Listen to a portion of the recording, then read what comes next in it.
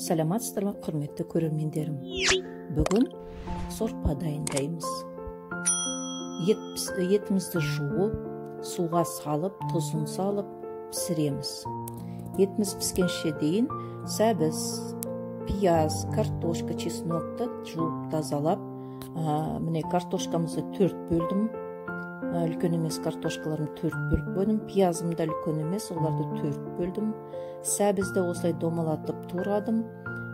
Және де чеснок, 2 зуб чеснок алып, оны сатып турадым. Етіміз піскеннен кейін етімізді түсіріп аламыз, сорпаның дәмін көреміз, тұз аз болса тұзды саламыз. Одан кейін мінекей картошканы түгел саламыз. Және де пияз, сәбіз, чесногын бәрін бір жолы мен бәрін саламын. Қайнатамын. Картошка сәбіз піскенше дейін қайнатамыз, жұмсақ піскенше дейін. Өте оңай сорпа дайындау, осылай сорпа дайындаймыз. Каналыма жазылуға ұмытпаңыздар, қолдаңыздар. Қазақша контентті қолдай.